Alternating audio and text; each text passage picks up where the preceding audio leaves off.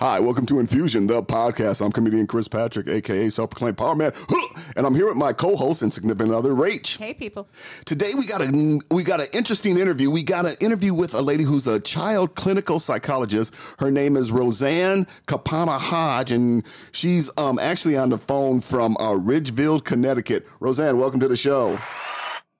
Well, thank you for having me. I'm so excited for this conversation. We are too. So exactly, what is a child clinical psychologist, and what age group do you work with?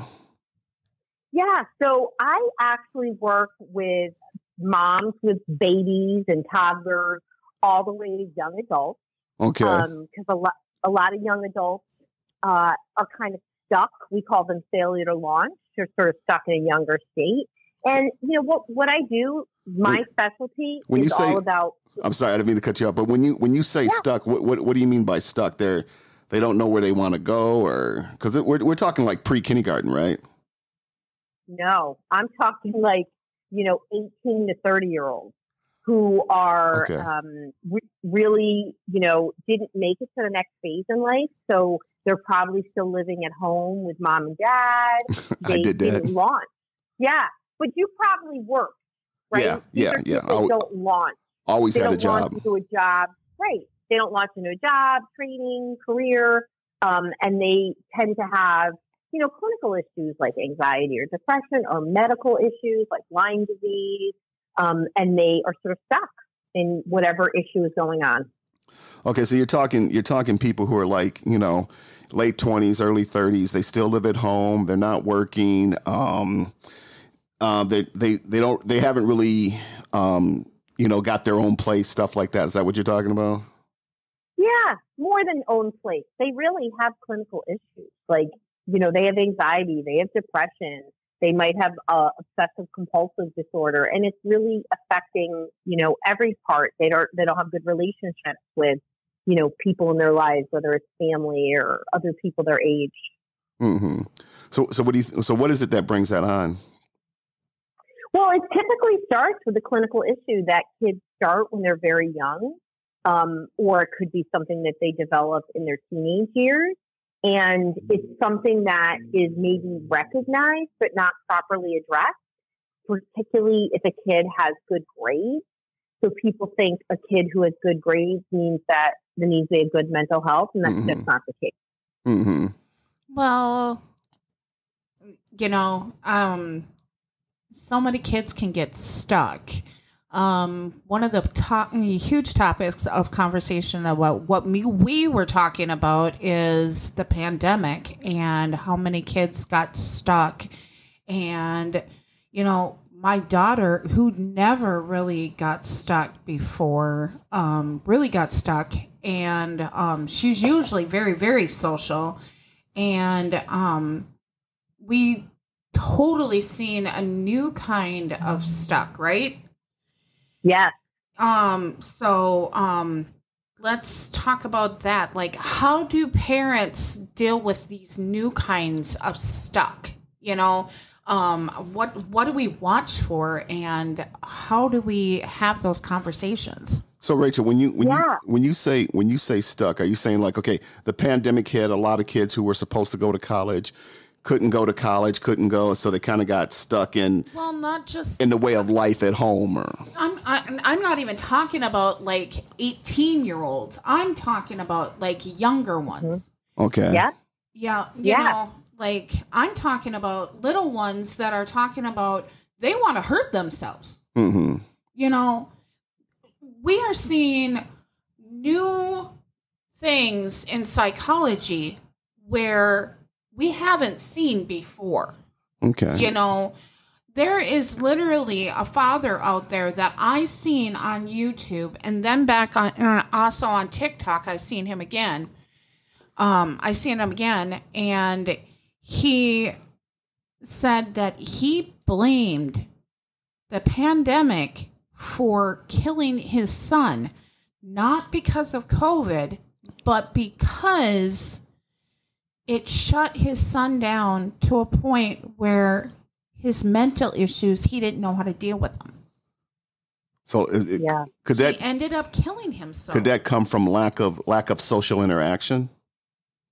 I think there's there's never one thing. So let's talk about the larger thing here. So there are many kids who are struggling in the pandemic. We know this, because we have common sense, but we also know this because there's survey research that is showing kids that are struggling with anxiety, depression, suicidal ideation, right? Suicidal thoughts more than ever. Okay. And it's across all ages. We know that teens and young adults are the biggest hit because of lack of social interaction. Now, we have kids that had no issues having issues for the first time. I'm going to say that I can testify that is absolutely very much. I've never seen so many kids have issues for the first time with no history of anxiety or stress kind of related behaviors. And then we have kids who have a long history of issues that it exacerbates, right? And why? Well, because there are many reasons. One is social isolation, as we talked about. A lot of it is fear, fear of illness, fear of what's next, disappointment. And then we have adults who are out of their minds right now that I've never seen more stress and irritable behaviors from adults than I have in this last year. I haven't seen it in the last 20 years combined that I have in this year. Yeah. I mean, it's pretty rough out there. Anybody who's got a service business or customer interaction business is telling you that people are hostile and rude and don't see it. Well, so we even we see now it at have, the hospital. I mean, people, even on the road. I mean, people are. Rachel, you are right. Right. Well, one of the things is, and I want to say this, is that Rachel works in the medical industry, and I work as a custodian for a school district. So we were both of us were considered essential workers. So I was working, I was going out there working, all that, and I was glad to be working, but I could see that.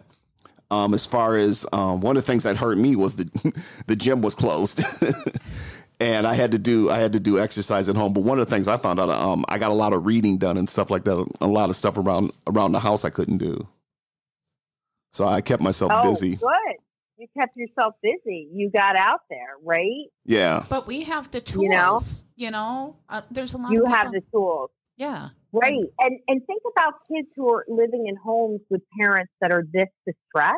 Yeah. And some of the stress is over very valid things like loss of income and a parent dying and, all these other things. And then some people, they're just so triggered by the sort of world stress. Yeah. And then this is what kids are being faced with, right? So particularly our younger children, but all children, they take their cues from their parents in terms of how they manage stress. Yeah. So, we have parents, showing up at board meetings in their underwear about masks and, doing this and doing that. I mean, that literally happened yesterday. Yeah, I heard about that. Yeah. So, and I think people have a right to their viewpoints, but I think if you're sending kids back to school, you have to support your district's choices. Yeah. And because your kids are already stressed, so let's keep it together for them. If not, find another place to school them that has aligned views with you. I mean, there's really no other choices. Right. Well, this is what we need to do. Well, can I add something that because it comes back kind of to the old saying, I love you, I care about you, but I don't want to be around you anymore. And when you're around your significant other, 24 hours a day, 7 days a week, and when you do go to work and you have that separation time, but then now when you're around your brothers and sisters and your family 7 days a week, 24 hours a day, it kind of does get to that point where I love you guys, I love my family, but I don't want to be around you guys no more. Yeah. I mean, you're right. The sameness, the lack of stimulation, wanting to do other things, I mean, we're such social beings. We need social connection and, it's showing up in our kids. It's showing up in adults, and it's so important to find that way, those ways to really connect. And, our kids, particularly our teenagers, it's like the first time that they were, as teens to be autonomous and do their own thing with their friends. And, that was pulled from them. And that's a big reason why that population, it fueled a lot of anxiety and depression. Yeah. Well, on the good side, where we live in Minneapolis, I saw a lot of families bike riding together. I saw a lot of families taking walks together and all that. And I hadn't seen that in a long time, especially with the advent of electronics, Wasn't it amazing? I've never seen more people out walking and doing things in my life. Yeah. Yeah. So that is a positive. I think people chose to recalibrate and focus on health. But, we do have a very distressed population, and I don't see the distress going away. In some ways, I see it in certain, people that are neglecting themselves. It's worse, So one of the conversations that we had when setting up this podcast was clues to look for. It wasn't necessarily the people that are screaming for help that I'm going to hurt myself, but more of the quiet ones. What are the clues to watch out for the quiet ones? Yeah. So it's such a great topic because we think when somebody is anxious or, clinically has symptoms like anxiety or depression or OCD, right? Those are the top ones. There's a bunch of other ones.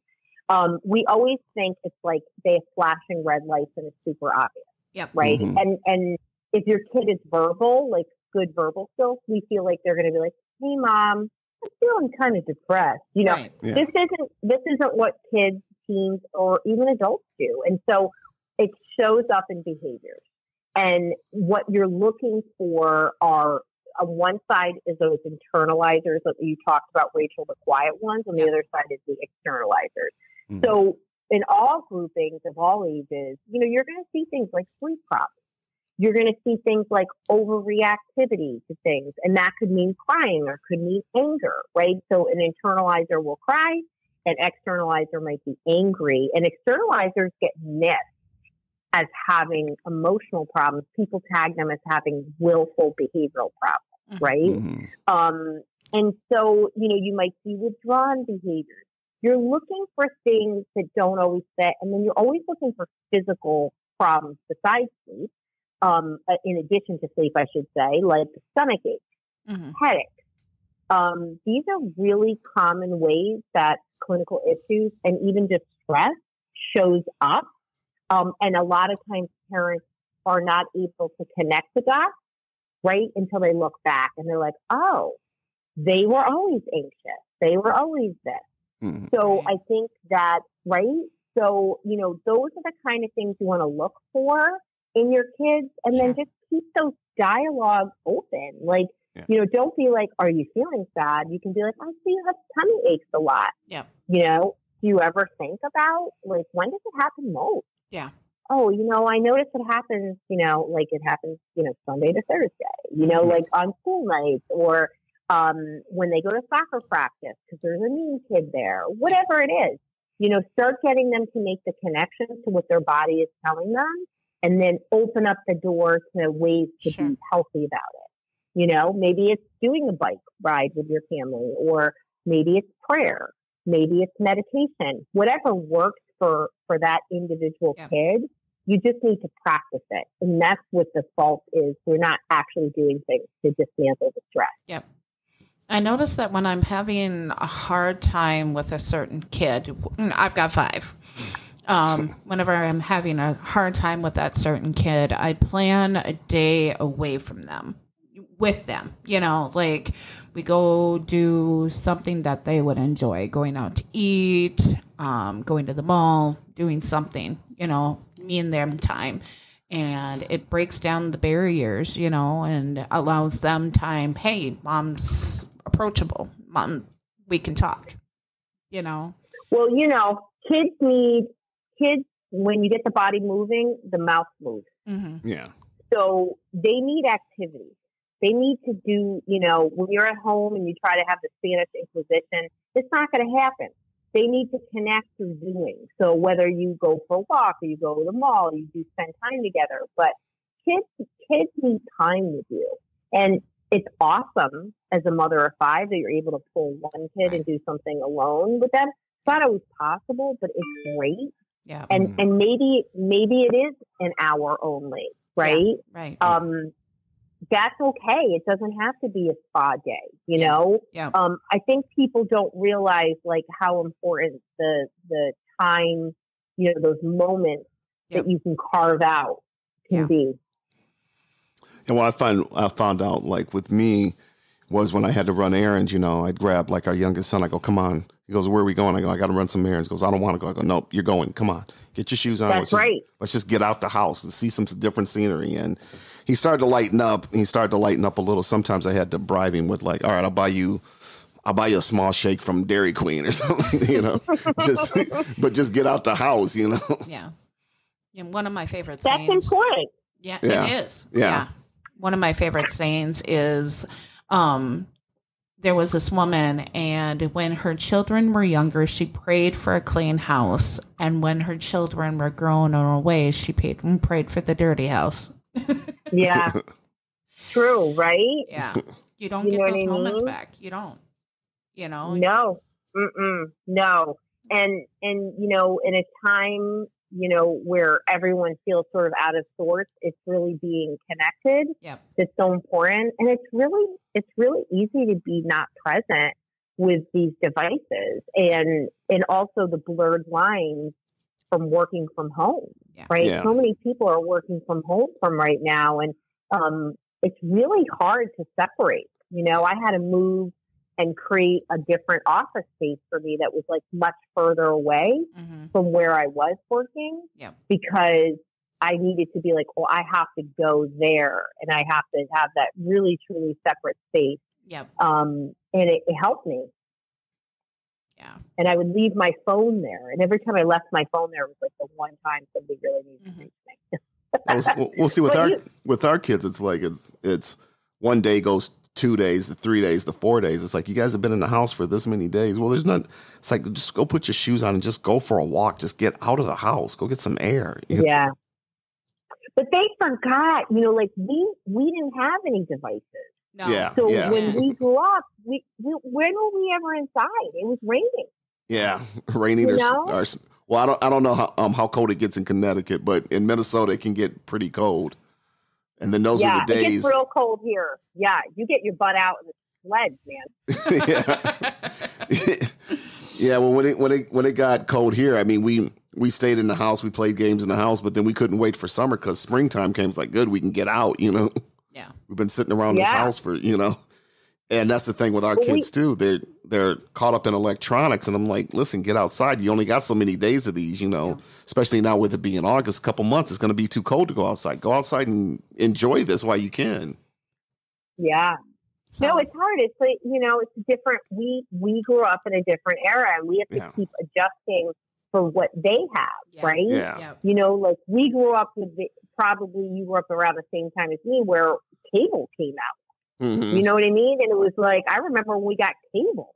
Yeah. And it was like, oh, and my parents were like, they put a lock on it. They were like, you got to limit it. And, you know, so every, you know, generation has their own journey and we have to help them. Right. But, you know, it's great that we get our kids physically active. That is what they need for their life. We try. We try. Today. Yeah, I know. Question. When we miss everything,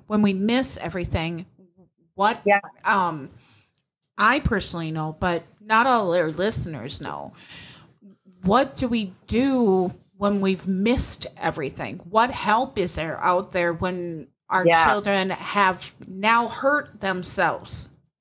You know, cutting or taking too many pills or done something, and now our children have hurt themselves. Yeah. I mean, first of all, if your kid is in crisis, you know, or showing signs of distress, nobody ever regrets getting help. They only regret when they don't. Right. And so you've got to take action. It's important. And so what does that look like? I mean, I talk a lot about this in my book, It's Going to Be Okay. And I'm really about using science-backed methods to really create change, because we have to help support kids brains and bodies and, really, mind, body, spirit to help us readjust them. And so we only always think of psychiatric medication or talk therapy. And I open the door to a lot of other ways that really are very helpful.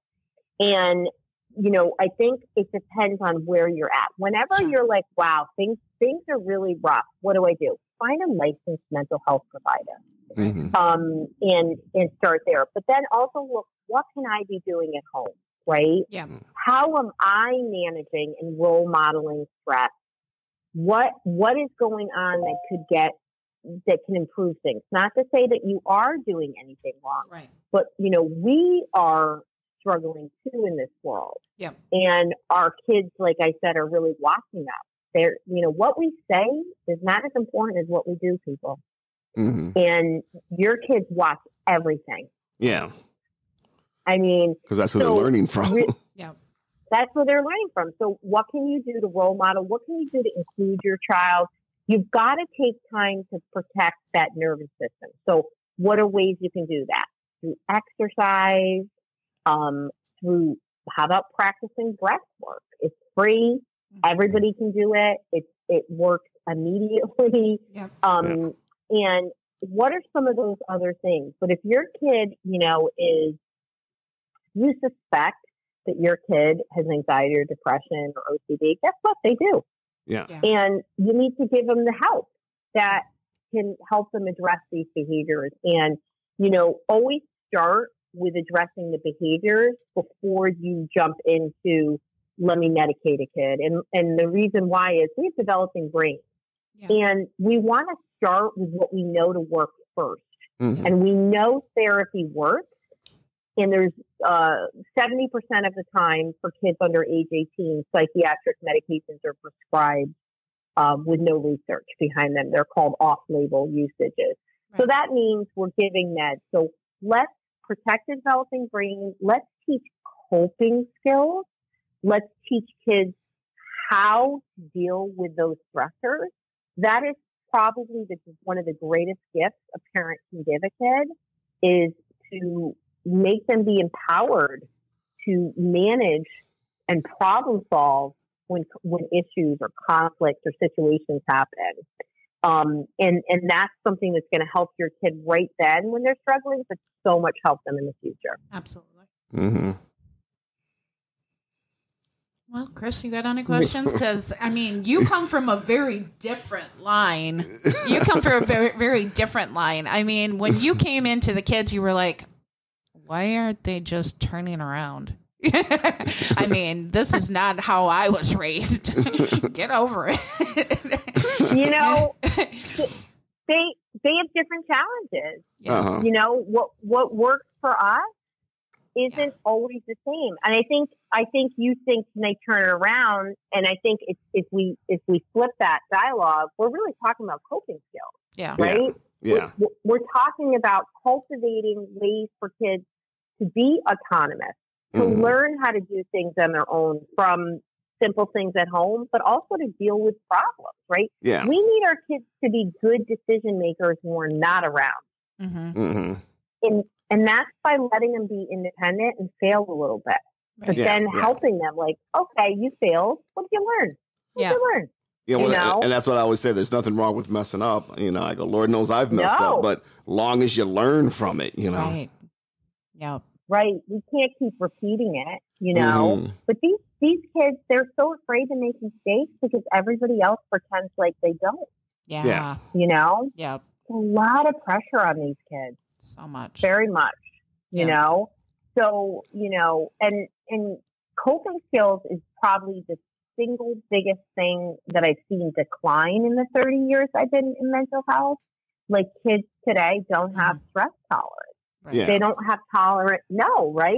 Yeah. Well, that's the thing with like our youngest son, because I told him, I said, every time some things he can do and he can get right away and he's into it, but then anything that he has to like actually work at and to get better at, he runs from it. I'm like, you always run from things that you got to work at, Yeah. And you're bringing it back. Yeah. And helping him to get through that. Yeah. Part of that is they don't like being uncomfortable. They don't like not knowing the answer. They don't like when something's hard, you know? And we were allowed to be way more autonomous and free when we were kids, right? Yeah. We were told, figure it out. Figure it out, Yep, you know?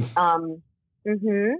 Yeah, absolutely. And it becomes harder to parent like that because nobody else is parenting like that, right. you know? Well, do you think it's because of electronics? Because it's like, okay, 2 times 2, I can go on my phone, I can Google it, and it'll tell me the answer right there. To where you got to use your brain, your motor skills to go, okay, 2 times 2. Yeah. If I got 2 sticks plus 2 sticks, how many sticks are, you know?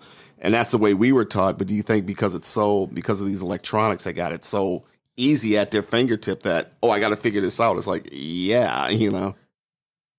I think it goes deeper than that. I think parents are bubble wrapping their kids so much today that they don't want them from the earliest ages. Like a kid falls and the parent's like running, you know, like the kid's not even crying. Why are you running? You know what I mean? Like, let him pick himself up.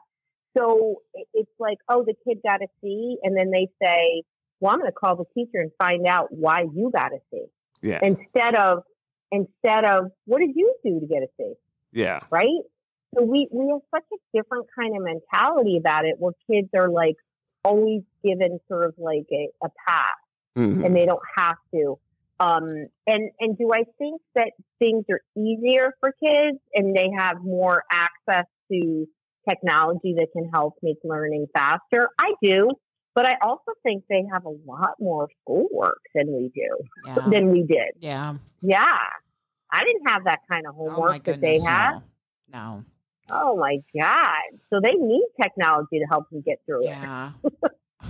You know? The kind of stuff that my daughters have now. Oh gosh, no. No, definitely not. Yeah. Well, my dear. Well, to me, it was a lot of homework. Oh, yeah. A page was a lot of homework. Yeah. I know. But it wasn't hours. No, you know, we weren't it spending wasn't 2 hours. Definitely you know what I mean? Like, it's crazy. Well, I think with the extra homework, you, like, again, all these kids got computers at home, so you can do this on the computer. You can figure this out, you know, to what's probably less for us to where we had to, you know, go through the book and read through the book, you know. We had to grab our encyclopedia. Yeah. Yeah. You know, we had to go to the library to do research, you know, take out books. Yeah. You know, it's definitely a different, you know, but again, every generation has their own challenges. But I think when it boils down to it, kids today, you know, they're so used to, you know, things being protected around them that they're afraid to take risks to have those failures, you know? Yeah, yeah, definitely. So, if it was a great conversation. So, if anybody wants to get a hold of you, you got a website or anything? I do. You can find me everywhere at Dr. Roseann, DrRoseann. That's .com. I'm on TikTok, YouTube, Instagram. It's Dr. Roseann. And then you can go to get my book. You can either click on it there, or you can go to itsgonnabeokay.com for my book about. Where's your book available at? Is it on Amazon? It's on Amazon. It's on Amazon. And what's the name of the book? It's called It's Gonna Be Okay. It's Gonna Be Okay. Yeah. It's Gonna Be Okay by Roseann. Yeah. By Roseann Capanna-Hodge. Okay. Beautiful. Thank you so much for joining us, my dear. And if our listeners, any of you want to talk with Roseann or communicate with Roseann, she has a website, and she can also, like I said, find her book. And remember, It's Gonna Be Okay. You can check Amazon and just type in, I guess, It's Gonna Be Okay by Roseann. Roseann I'm sorry. You just said everybody calls me Dr. Roseann. Just do It's Gonna Be Okay. You just go to It's Gonna Be Okay. I have a website called It's Gonna Be Okay. And you can click on that. Yeah. So just check out It's Gonna Be Okay, and you can find her there. And if you got any questions or anything, I guess you can they can contact you through your website. Absolutely, you can just click on that, and you can get to me through there. Okay. Well, like she said, it's gonna be okay. Right. I'm gonna let Rach. I'll have Rach close us out. You guys, if you like this, please tell others. And as always, we are closing out. history is born with lines of hate. We are trying to build lines of love on here and trying to teach you guys how to be your best advocate. Until next week, share and find us on Facebook on Infusion Health. Until next week, you guys have a great one. Take it easy.